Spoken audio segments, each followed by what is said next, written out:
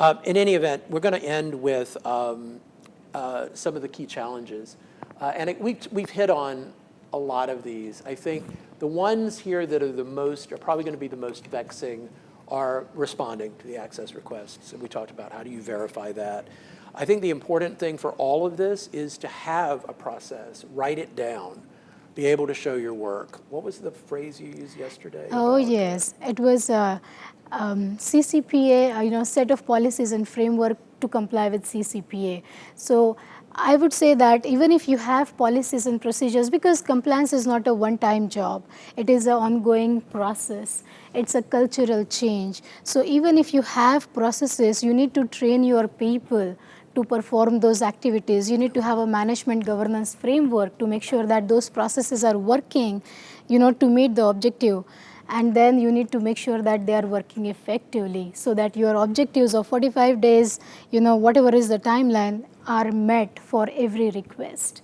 So putting a control in place is one-time activity, but monitoring and ensuring that the control is effective throughout the life cycle of that data is very important. That is where we said that governance is most important to make sure that these key challenges can be addressed. And we can help you with all of that. Little plug. Of course we can. And then, we've talked a little bit about some of these other things, the third-party agreements. You need to, much like you do with your data, you need to inventory them. I'm old enough to remember when there were filing cabinets, and it's like, oh, look at these agreements that I found in the bottom drawer of this filing cabinet. So you need to know what third parties are actually touching your data, and if you actually have written contracts with them, which you need to have, do they say what they need to say? And we do that kind of analysis day in and day out for our clients. Communications with consumers, that can be obviously the outward-facing policies, but even, emails that you send out, there are various ways that you need to communicate with consumers to make them aware that they do have these rights and that they can exercise them. And this one is the one that I think maybe you guys may have some thoughts about, which is we just got through with GDPR, and now, damn it, we have this other thing that has just landed in our laps, and we're wearing 4 hats, and we don't have any money, and maybe our folks don't think it's serious. How do you sell this internally? Where do you get the time and the resources to do this? What works? I mean, what have you found?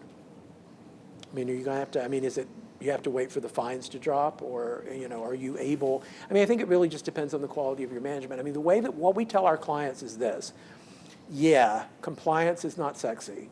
I wish it were, but to the extent that you can mitigate your risk now, you're just going to increase your value down the road. Not even down the road. tomorrow. And more than that, you're going to, I guess, be able to sleep a little bit better at night.